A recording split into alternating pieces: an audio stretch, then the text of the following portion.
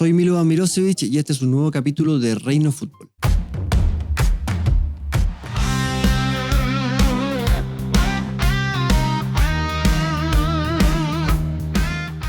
Emblema de la Universidad Católica, especialista en clásicos, uno de los jugadores más importantes de la franja de los últimos 25 años, el señor Milovan Mirosevic, presente. Gracias. Hay fanaticada. Qué sí, bueno. Sí, hay muchas fanaticada. gracias. Milo, muchas gracias por venir. No, gracias por la invitación. Vamos a hablar de fútbol con Milovan Mirosevic, vamos a hablar de su carrera, vamos a hablar de la Católica, vamos a hablar de un montón de cosas que están relacionadas con este deporte que nos gusta tanto, y ustedes nos pueden seguir como siempre a través de nuestro canal de YouTube. Ahí anotarse, suscribirse, le van a llegar las notificaciones de esta conversación, de todas las conversaciones que tenemos en Reino Fútbol y los diferentes productos que elaboramos acá en Minuto 90. Milo, hoy día estás en la Católica en un rol bien particular, bien especial, de mucha importancia, que tiene que ver con el jefe del área formativa de un equipo que es un equipo formador, ¿no? La Católica debe ser el equipo más formador del fútbol chileno. Uno mira los jugadores de primera, de primera B, y hay un montón que salen de la Católica. No todos se quedan, pero sí un montón que salen de la Católica. Primero, ¿cómo te llega a ti esa responsabilidad? Porque además eres súper identificado con la Católica. Y me formé en la Católica. Además. Sí, Católica es un club identificado o reconocido por la formación de jugadores. Me gusta pensar que es así, por eso también decidí participar del proyecto o darle continuidad a un proyecto que está siendo liderado en los últimos años por Rodrigo Astudillo. Y como yo me formé en el club, jugué en el primer equipo, ya había estado en una etapa en el fútbol formativo después de mi retiro, en la etapa de promoción de jugadores, que es la última. Ahora tengo la posibilidad de estar en esto que me gusta, me motiva porque viví el camino y porque también me apasiona ver cómo los chicos se van desarrollando y tratar de ayudarlos a conseguir su objetivo pasa a ser un objetivo personal también. ¿Qué elementos influyen, Milo, desde tu experiencia como jugador, pero también en este rol, en la formación del futbolista? La capacidad es una, pero es una, digamos, de una gama. Claro, es el único requisito, ¿no? El talento. Pero porque en el fútbol formativo la competencia es alta, entonces el talento es un requisito. Pero a partir de ahí ya el camino es muy largo, desde los chicos que llegan hoy día desde los 7 años, imagínate. En la edad nuestra, a los 11, 12, 13, 14, recién se estaba llegando al fútbol formativo. Hoy a los 7 años se hacen las captaciones y el camino desde ahí a los 20 años es muy largo. Entonces pasan muchas cosas y ya lo que sostiene esa carrera no es solamente el jugar bien. Ese es un factor más. Como te dije antes, un requisito, pero después está el acompañamiento familiar, las habilidades de relación, las habilidades o competencia psicológica, de la perseverancia, del querer seguir. Porque la competencia es dura y mientras están en ese camino los chicos, paralelamente tienen sus vidas, de sus colegios, sus amigos, su familia, y ahí van pasando muchas cosas. Y en ese aspecto, ¿por qué crees tú que la Católica se ha destacado tanto en ese rol? Porque efectivamente, y esto es una estadística, es un dato, digamos, ¿no? La cantidad de futbolistas formados en la Católica, que en primera división, no en Católica, en otro equipo, y en primera vez es enorme. Hay un montón de jugadores, no hice inferior en Católica, no hice inferior en Católica. ¿Qué tiene distinto la Católica? No sé, yo siento que tratamos de identificar este proceso como multifactorial y como que la educación integral del jugador incorpora lo deportivo y lo futbolístico. O sea, hay una cuestión de formación integral que sí creemos en ella y por eso nos detenemos también mucho. Y después puede resultar, no puede resultar, pero lo importante es que la idea es que si ese chico no tiene la posibilidad de jugar en el fútbol profesional, pueda desarrollar su vida normalmente, ya sea estudiando, trabajando, porque no es tan distinto a lo que va a vivir en el fútbol. En el fútbol tienes que relacionarte en un camarín. El que juega bien y no se puede relacionar probablemente le va a costar en un camarín de primera división porque ese golpe es muy duro. Luego si ese chico en el camino o ese jugador no pasó dificultades en el camino, cuando las dificultades vengan, tanto en un camarín o en una primera división, como en un trabajo fuera del fútbol, le va a costar también. Entonces hay ciertas similitudes que nosotros nos hacemos cargo y por supuesto que tratamos todos los temporadas o todos los años de ir ajustando cosas y de ir mejorando, por supuesto. Y en el caso tuyo, cuando tú eras cuando tú eras ese chico, ¿no? Que me imagino que parte queriendo jugar a la pelota. Exacto. ¿Cómo fue ese desarrollo? ¿En qué momento te vas dando cuenta de que esto, sí, quiero jugar a la pelota, llego a la Católica, me quedo? ¿Cómo se fue dando? De manera muy orgánica en mi caso. No tenía el objetivo principal de ser jugador de fútbol, sino que me gustaba, lo pasaba bien, conocí gente buena, me adapté. Y en un abrir y cerrar de ojos, a los 17 años me hacen la propuesta de ser jugador profesional, mezclado con una sub-17 ahí, y ahí recién se puso más seria la cosa. Y esa estructura que yo veo hoy en el fútbol formativo de la Católica, hoy más adaptada por supuesto, pero es la misma que había en ese momento.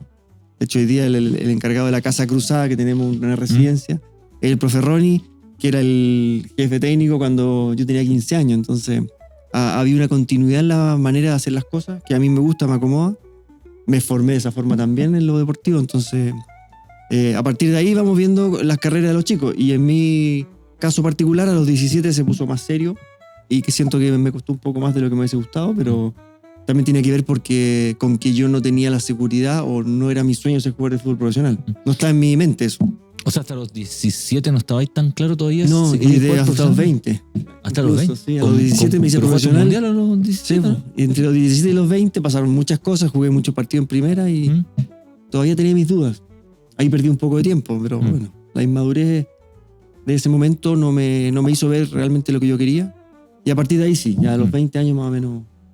¿Pensabas hacer otra cosa? ¿Tenías, no sé, querías estudiar? ¿Había otra cosa que te tenía algo pensado hacer, sino que tenía un camino que estaba marcado por... O sea, estaba en un colegio tradicional, la vida normal que tenían mis amigos, en ese momento ya de salir un poco, de terminar el colegio, de estudiar algo. Entonces, no tenía un modelo yo, no tuve un modelo a seguir, ¿sí? En ese tiempo, Sebastián Rosenthal era como un jugador que se había destacado mucho en la Católica, pero también su llegada al fútbol profesional fue grande, po. Y fue, claro, fue como fulminante. Fue a los 16 años. Sí, entonces, llega a los 16 y a los tampoco 17 era tan parecida, exactamente. Está jugando mundial a los 17. No tuve el tiempo. Yo llegué a los 11 años a la Católica. Yeah. A los 10 en realidad. Y entonces yo viví todo ese camino previo. Entonces tampoco tuve un modelo que me indicara yo quiero ser así. Yo quiero que mi carrera vaya así. Entonces me fui dando cuenta en el camino. Pero a los 20 años creo que hubo un punto de inflexión donde realmente dije, ya sabes que esto es lo mío, vamos con todo con esto. ¿Y pasó algo ahí o algo interno que tú decís? Yo creo más interno, sí. No. Yo creo que fue más interno y como un sudamericano sub-20 que quedamos fuera increíblemente y lo pasé muy mal. Y de ahí me tomé unas vacaciones que no había tenido porque normalmente en los fútbol formativos, sobre todo de antes, había campeonato todos los años. Entonces había muy pocas vacaciones, era raro. Como que me dio un respiro y algo pasó ahí que me di cuenta que realmente era... ¿Qué pasó? No sé. Pero... Un día me desperté y dije, no, soy puro web. Déjate de web y vamos. ¿Cuánto te ayudaron o no los jugadores grandes de la Católica? Porque también hay un tema ahí cuando los chicos, le pasó a todos, ¿no? El jugador grande de la Católica tiene un rol importante cuando entras al vestuario, ¿no? Sí, o sea, de hecho yo lo asumí después como grande. ¿Te tocó después? Con los chicos, o sea, sí. De las generaciones que yo me tocó, era la de Tosel y esa generación que venía del Mundial Sub-20 de aquella vez. Entonces, cuando yo subo al primer equipo, claro, había gente grande. O sea, estaba Marga, Jaime Pizarro, Nelson Parragué, el Beto Acosta. Entonces, wow. Y a diferencia de ahora, en esos tiempos, subía un jugador, ¿cachai? Yo ese año subí solo. No, yo estaba solo. Con había las bestias que estaban en el camarín. De ser no decir el mejor, pero el que estar acá arriba, pasar a ser el último, es duro. Entonces, el apoyo de los grandes es importante. Sí, hoy, ya con más experiencia, veo cómo los grandes se relacionan con los jugadores que nosotros promovemos. Y claro, veo algo importante que le generan a los chicos. Gary Medel les genera mucho a los jugadores, con sus formas. A veces con un garabato, pero le está diciendo, loco, ponte las pilas porque tú puedes. Esos mensajes son súper importantes para guiar la carrera de los jugadores. ¿Lo tuvieron contigo, los jugadores que mencionaste? Yo creo que sí, eran un poco más lejanos. Antes estaba mucho más marcado esto del viejo y el pendejo. Y habían, en la cabeza de nosotros de jóvenes, estaba mucho del cabrón. Había mucho cabrón, que no dejaba hacer nada porque estaba viendo una amenaza ahí de un chico que venía. Pero la Católica siento que no se dio mucho eso. Yo aprendí mucho de esos jugadores, no tanto en la cancha porque me gustaba lo de la cancha, uno admira a los jugadores y todo, pero sí en la forma de relacionarse afuera. Y en el respeto por la profesión, el respeto por los demás, en que sí, voy a tratar de hacer todo lo posible por ganar, pero no a cualquier precio. Entonces esas cosas me quedaron más marcadas y luego cuando fui creciendo como jugador me fui dando cuenta de que me llamaba la atención más en Racing, que en Racing es un equipo muy popular, me llamaba mucho más la atención los jugadores que tenían 35 años que se entrenaban como de 20 que propiamente los mejores jugadores de lo futbolístico, que eso era evidente, ¿no? Pero el día lunes hay que ir igual. Y el día lunes el que no juega y es complicado. Entonces, esas cosas a mí me empezaron a llamar más la atención. Entonces hoy valoro mucho más eso. Es súper interesante porque vamos a revisar además parte de la carrera de Milovan Milosevic. Recuerden suscribirse a nuestro canal de YouTube para ver esta conversación. Estamos terminando el ciclo de Reino Fútbol 2025. Más de 40 entrevistas que tuvimos durante este año. Y además lo pueden revisar todo a través de nuestro canal de YouTube porque están ahí alojados además el resto de las conversaciones y todos los productos de Minuto 90. Queremos compartir, Milo, algunas fotos que tenemos de algunos momentos de tu carrera, algunos episodios y algunas ideas que se te vieran a la cabeza. Te convertiste además rápidamente en un jugador muy identificado con la Católica y eso te quería preguntar porque influyen los clásicos probablemente. Bueno, era un jugador clasiquero, le hiciste muchos goles a la U, le hiciste muchos goles a Colo Colo, y de grande ya. Sí, pero en todas las etapas hiciste goles. Es que en la primera etapa le hice un gol a Colo Colo con 20 años, pero el siguiente gol que hizo en un clásico ya tenía 28 para 29. O sea, lo acumulaste todo después, sí, porque hiciste un montón. Increíblemente, sí. Hiciste un montón. Sí. ¿Por qué crees que la gente de la Católica además la gente de la Católica te quiere un montón? Y no es solo por los buenos desempeños. O sea, hay buenos desempeños, sí, hay harto buenos desempeños. Yo creo que el cariño es porque yo tengo una idea identificada con el club y me tocó hacer todo el proceso formativo, terminar siendo campeón, después ir al extranjero, después volver, ser campeón, ser capitán, creo que va por ahí. Y siento que también, o yo sentí por lo menos que en una etapa difícil que me tocó vivir ahí fue cuando no tuve una renovación de contrato y me fui a la Unión. Creo que la gente ahí, o sea, yo siento valor de mí que no exploté con una decisión como esa, traté de ser lo más mesurado posible, entender el momento. Me acuerdo. Y yo quería seguir jugando, entonces traté de ser lo más profesional posible. Siento que la gente puede haber entendido eso. Y bueno, y la vida y nos da vuelta y volví a estar en... Después volviste a la Católica. Creo que la gente valoró mucho.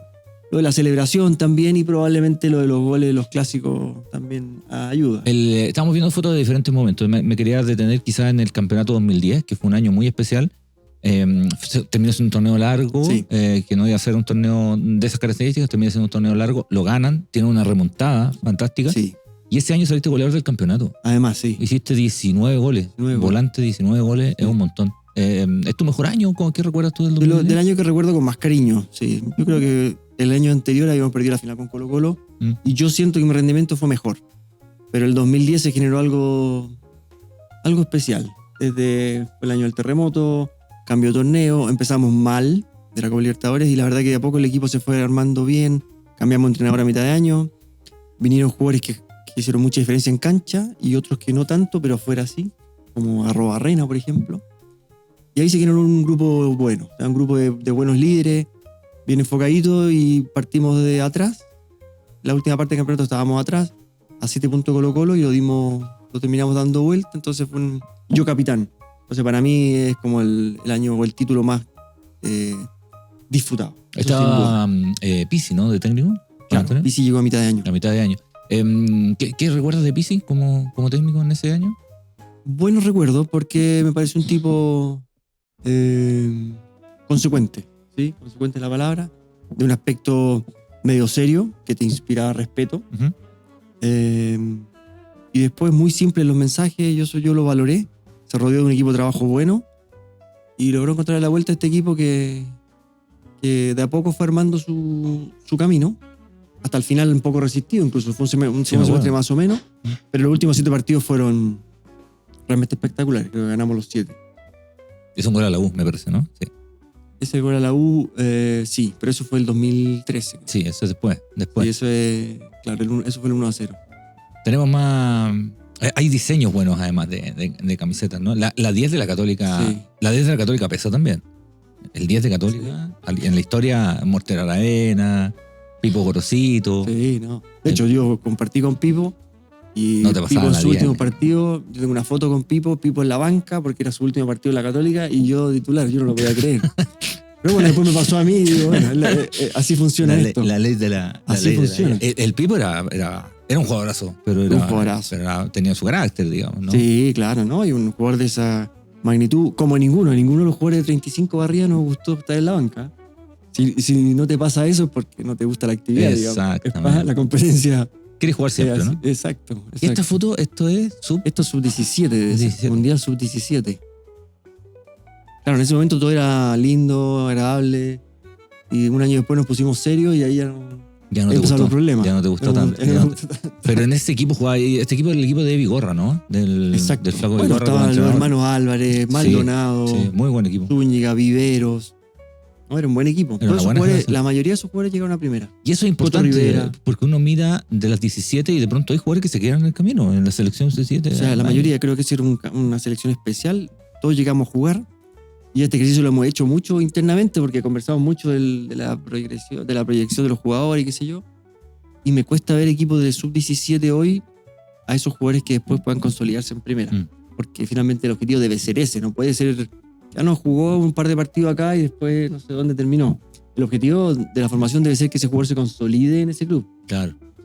Aquí nos queremos detener, no me muevan un ratito esta foto. Esta foto es Chile-Argentina, empate a 2 en Buenos Aires.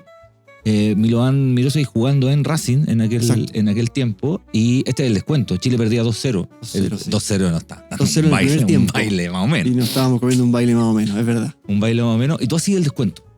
El Sí, primero. de hecho, yo ingreso a los 38 Sí. minutos porque se lesiona Caluble, si no me equivoco. Ujú. Y Juvenal de entrenado. exacto, 7 minutos sufridísimos del primer tiempo que me tocó vivir y después la charla con el profesor Juvenal. Y después en el segundo tiempo, mira, la verdad que no sé bien qué pasó. Como que nos asentamos un poquito, aguantamos porque era un equipo muy bueno. Era buen equipo. El equipo argentino era muy, muy bueno. O sea, jugaba Verón, Almeida, jugó D'Alessandro, Aymar, Bielsa de técnico. Bielsa de técnico, Ayala estaba, uy, puedo seguir. Y nos asentamos y de a poquito empezamos, bien paradito. Que no nos hagan otro. Y Exacto, pensando en quizás que no nos hagan otro y empezamos a sufrir. Y en una jugada que hicimos ahí con el Kika Acuña, después él me termina habilitando la entrada al área y bueno, yo le pegué nomás, con todo nomás, le pegué con el corazón porque ni miré el arco. Pasa colado, tuvimos el Quique acá en el ciclo. El Quique es un partidazo, se veía en Buenos Aires. Jugó muy bien. Jugó Y increíble. se Un partido de su agarró vida. y todo. Sí, jugó Sí, muy se bien. peleó con todo el mundo, pero además Bueno, jugó después bien. de eso el Quique se fue a jugar Sí. a Holanda. Tú estás jugando en Racing. Sí. Después volviste a Racing, ¿te dijeron algo después del empate a dos? nada, Porque nadie los hace el argentinos empate. fueron, sí, siempre. No, mi compañero casi que se reía, no, bien, muy bien, chileno, todo bien. No, ¿Cómo- los argentinos no se ¿Cómo fue se la entrampan en eso. experiencia en Racing? En un equipo muy popular, muy Fue grande. muy bueno, ese fue mi doctorado. Yo de estar acá muy bien, me tocó ir a este lugar donde se respira fútbol, se vive fútbol y esa parte es muy, muy linda, pero también lo que pasa afuera es duro. O sea, la presión es dura, la gente te lo hace saber, la competencia interna es muy dura también. Y un club especial y que estaba pasando un momento, había sido campeón hace poquito después de mucho tiempo, Ujú.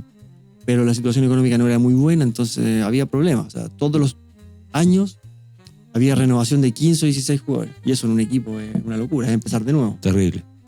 Pero así todo, tuve 3 años y medio, que creo que fue un montón. Y es casi récord en ese tiempo. Sí. En ese tiempo no Sí, jugaban, sí, sí. no No, duraban era un año y medio difícil los jugadores. poder mantenerse. De hecho, pasaron muchos chilenos en ese tiempo. Sí, O me sea, me acuerdo. sentí muy acompañado por chilenos, lo pasamos bien, disfrutamos. Pero Racing, hermosa vestir la camiseta Racing, es realmente hermoso. Y fueron años difíciles en lo futbolístico, pero me enseñaron mucho a mí como persona, más que como jugador.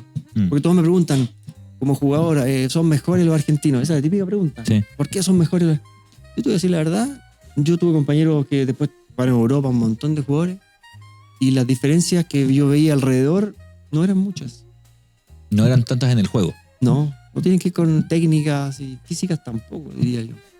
Creo que la diferencia ¿Y a dónde está Milo? yo creo que la diferencia está en la cabeza. A la alta competencia, la diferencia está en la cabeza. ¿Y esta foto? Esta foto fue Unión Española. mi paso por Unión Española. Estoy muy agradecido de la Unión porque tuve la suerte de poder elegir dónde ir. El momento que me tocó salir de la Católica, me llamó el Coto y fui. Fueron 2 años de duros porque yo venía saliendo de la Católica, no había jugado en ningún otro equipo de Chile. Pero estando ahí me di cuenta de que, ¿sabes qué? Me hizo bien. O sea, me hizo bien conocer otra realidad. Ese, de hecho, es el gol que le hice a la ¿Le Católica. hiciste un gol a la Católica? Sí, po. Y te iba a preguntar. Tampoco Me molestan algunos, no, me molestan, me reprochan que lo festejé. No, fue un desahogo para mí, porque yo creo que lo necesitaba. Y no lo pensé tampoco, me salió. Y más encima fue en el minuto 93. Sí, o sea, sí, fue una sí. cosa- El gol de triunfo fue una como la cosa- película completa. Sí, fue completa. Era desahogo, tenía ahí sentimientos Sí, adentro, digamos. por supuesto. Sí. Creo que no habían pasado 2 meses de mi salida a la Católica. Yo a las 2 semanas estaba en Unión. O sea, yo jugué inmediatamente. Y porque tenía claro que quería seguir jugando. Estaba muy dolido, por supuesto. Y en ese momento tú me preguntabas, ¿y para la Católica? No. Y no, y no, y no, y no. Y hubo gente entre medio que me hizo, no sé, recapacitar. Unió los lazos y se dio. Hoy día se lo agradezco enormemente. ¿Se puede saber? ¿Hay gente? O sea, específicamente, mi representante fue el artífice de que esto sucediera. Y después la gente de la Católica, con el presidente Contaglia, creo que, pucha, se lo agradezco hasta el día de hoy. Porque yo en principio estaba más negado. Y después volviste. Son algunas imágenes que tenemos de Milovan Mirošić que nos sirven además para recopilar parte, ¿no? de esta trayectoria que además después termina en Católica. Y terminaste bien, ¿tú quedaste conforme con tu final, con tu carrera en términos generales? Con mi carrera, sí. Sí, uno dice, pucha, aquí debería haber hecho tal cosa, o debería haber escuchado a este, o debería haberme ido allá cuando pude. Sí, esas cosas no me las puedo reprochar porque uno toma decisiones. Hay que tomar decisiones en la vida. Y no me hubiese gustado irme a la Católica, me fui. Te dije no quería volver, volví. Y cuando volví, yo había tenido una lesión importante en Unión. Y cuando regreso estaba en esa fase final. El primer día que vuelvo a entrenar, un día que la Católica jugaba en la tarde y entrenamos a la mañana los no citados y los lesionados, me vuelvo a romper el cruzado. Entonces fueron 4 meses más. Y a partir de ahí jugué lo que pude jugar. Por supuesto que me hubiese gustado jugar más y haber estado mejor. Pero eso terminó en mi retiro porque la rodilla la verdad que ya me estaba causando molestias para vivir, ni siquiera tanto para jugar. Ya era como del día a día. Y a los 37 años igual ya se va sintiendo. Entonces los 2 últimos años en términos deportivos no fueron buenos y tampoco me podía entrenar para ser mejor porque ya no podía entrenar todos los días. Entonces, si me preguntan qué me hubiese gustado hacer, me hubiese gustado haber hecho un gol en el clásico que alcancé a jugar en mis últimos 6 meses. Clásico en San Carlos que terminamos ganando. Ahí me hubiese gustado hacer un gol. Ahí hubiese sido perfecto. Habría sido un cierre Sí. total.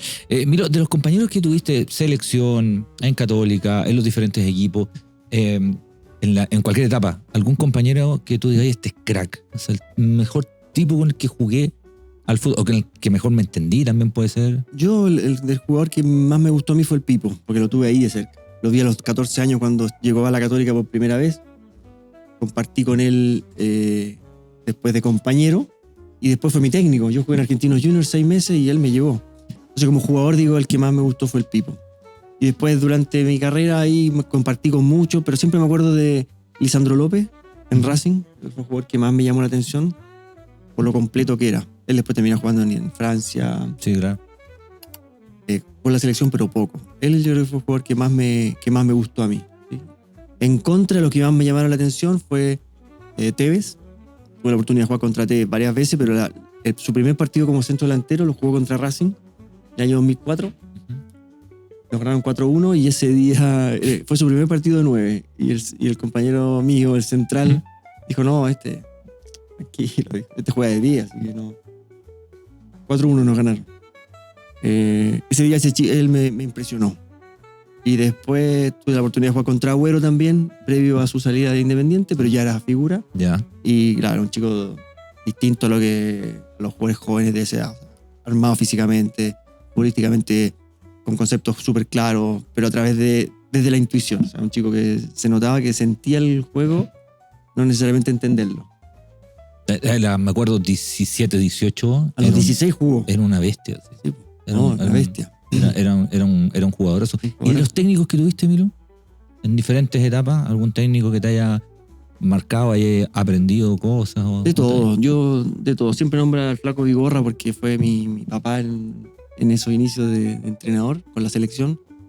Pero de todo aprendí un poco y de mucho, y también de mucho aprendí lo que no quisiera yo hacer como entrenador, porque yo quería ser entrenador también. Mientras terminaba mi carrera de jugador, quería ser entrenador. Después me di cuenta que no quería ser entrenador, pero ya era entrenador, o sea, estudié para ser entrenador. Pero todos me dejaron algo. Tuve muchos. Te conté que estuve en Racing 3 años y medio, tuve cerca de 10 técnicos. Imagínate lo irregular de la campaña que... Claro. Entonces tuve técnico al Pato Filiol, por ejemplo. Me contaban quién era el Pato Filiol, pues yo tampoco lo vi jugar. ¿Cachai? Técnico así que, wow. Ángel Capa. Tuve técnico Ángel Capa. Después creo que un técnico que marcó mi carrera y a mí y a mis compañeros de esa edad, creo que fue Juvenal Olmos. Creo que él nos marcó una forma de competir que no teníamos interiorizada. Y eso a nosotros nos ayudó mucho. ¿A Juvenal lo tuviste en inferiores también? ¿Lo alcanzaste? No. ¿No? Lo tuviste en selección, ¿no? En la Católica. En la Cuando Católica él llega a la y en Católica y después a la Claro. selección. Claro. Claro. Porque cuando él llega a la Católica había vivido todo el proceso también, entonces él vino con una mentalidad fuerte, queriendo hacer muchos cambios. Yo, no, de hecho, no estoy de acuerdo con muchos de los que hizo, hoy ya más grande, ¿no? En ese momento, calladito nomás, ¿qué es lo que quiere que haga? Sí, vamos. Pero nos empujó mucho. Nos empujó mucho al límite, diría yo. Al límite. Hoy no sé si sería permitido llegar a ese límite. Era intenso, Juvenal. Era intenso, sí, Era con intenso, nosotros los Juvenal. jóvenes y lo sufrimos, pero yo creo que esa generación de jugadores vimos potenciado nuestras cualidades con su entrenamiento, con su forma de liderarnos a los jóvenes. ¿sí?